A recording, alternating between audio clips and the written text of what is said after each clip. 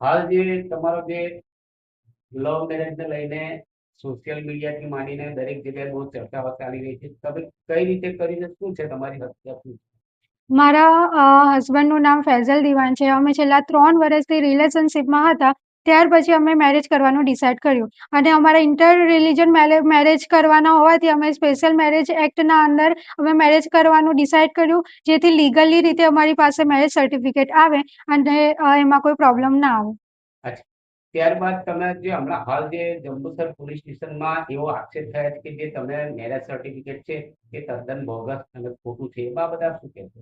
એ બાબતે હું કહેવા માંગુ છું કે જે અમારા વકીલ હતા એ દિવાળીપુરા કોર્ટમાંથી અમારો એમનો સંપર્ક થયો હતો અને ત્યાર પછી અમે તારીખ 8 મેના રોજ અમને કુબેર ભવન ખાતે લઈ જઈને ત્યાં જે મેજિસ્ટ્રેટ હોય છે તેની સામે અમારું નામ તથા ફાધરનું નામ પૂછવામાં આવ્યું. ત્યાર પછી અમને અમારા ઓરિજિનલ ડોક્યુમેન્ટ બધા લઈને અમારી પાસે સિગ્નેચર પણ કરાવવામાં આવી. ત્યાર પછી અમને 1 મહિનાનો નોટિસ પીરિયડ આપ્યો અને તારીખ 15 જૂનના રોજ અમને ફરીથી કુબેર ભવનમાં બોલાવીને આગળની કાર્યવાહી હાથ ધરી હતી અને તારીખ 19 જૂનના રોજ પછી અમને અમારા વકીલ દ્વારા આ મેરેજ સર્ટિફિકેટ આપવામાં આવ્યું હતું.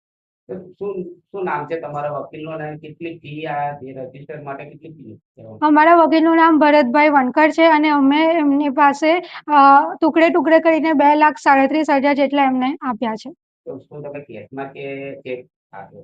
આ તમામ અમે જે પેમેન્ટ કર્યું છે કેશમાં જ કર્યું છે. અને હમણાં હાલ જે તમારા પર કોઈ ચોરીના આક્ષેપ છે અને તમારા જે હસબન્ડ છે ફૈઝલને અટકાયત કરી છે, એ બાબતે આપ શું પગલાં લેશો, શું કહેવા માંગો? આ બાબતે હું તદ્દન એ કહેવા માંગુ છું કે આ બધી વાત આજે બધા એલિગેશન લગાવવામાં આવી રહ્યા છે એ તદ્દન ખોટા છે અને મારા હસબન્ડ વિરુદ્ધ પણ એ એલિગેશન લગાવવામાં આવ્યા છે કે મારી સાથે જોર જબરજસ્તી કર્યા છે. ત્યારબાદ જે અમે એક વિડીયો વાયરલ કર્યો હતો એ વિડીયોમાં પણ એવું કહેવામાં આવ્યું છે કે મારી પાસે જોર જબરજસ્તી કરીને આ વિડીયો બનાવવામાં આવ્યો છે. પણ હું અહીંયા જ તમને ચોખવટ કરવા માંગુ છું કે આ વાત તદ્દન ખોટી છે. મેં મારી મરજીથી મારા પર કોઈ પણ જાતના પ્રેશર વગર મેં એમના સાથે મેરેજ કર્યા છે અને મારા પર કોઈ જ જાતનું પ્રેશર નથી.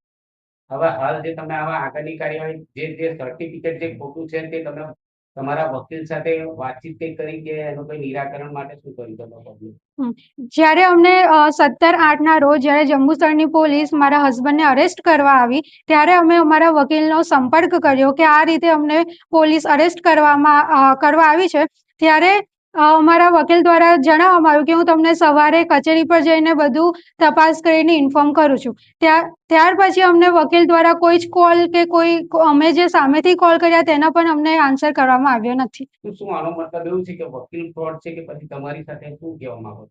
આમાં તો એ જ સાબિત થાય છે અમે અમારું સર્ટિફિકેટ કઈ જાતે બનાવ્યું નથી કે ના મારા હસબન્ડને બનાવ્યું છે ના મેં બનાવ્યું છે. અમને જે વકીલ દ્વારા વકીલ દ્વારા જે આપવામાં આવ્યું છે એ જ સર્ટિફિકેટ અમે જંબુસર પોલીસ સ્ટેશનમાં રજૂ કર્યું છે. હવે એ સાચું હોય ખોટું હોય એ અમારો વિષય નથી, એ અમને અમારા વકીલ દ્વારા આપવામાં આવ્યું છે. તેથી મેં પોલીસને નમ્ર વિનંતી કરું છું કે આ કેસની નિષ્પક્ષપણે જાંચ કરવામાં આવે અને આ કેસના જે મુખ્ય આરોપીઓ છે એમને પકડવામાં આવે. હવે આની અંદર તમે મદદગારીની અંદર ફિરોઝ દીવાનું પણ નામ ઉમેરવામાં આવ્યું, શું એ ખરેખર તમારી સાથે હતા ખરા?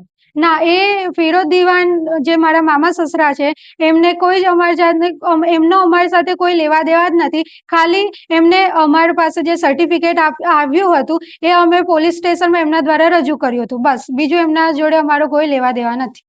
સોશિયલ મીડિયામાં તમારી માતા દ્વારા એવો આક્ષેપ કરવામાં આવ્યા છે કે જ્યારે મેરેજ કર્યા પછી તમે એમનો સંપર્ક કર્યો નથી, કાં તો પછી એ લોકો ને તમને કઈ મુલાકાત નહીં થઈ, એ બાબતે આક્ષેપ ઘણા બધા છે. એ બાબતે શું કહેશો?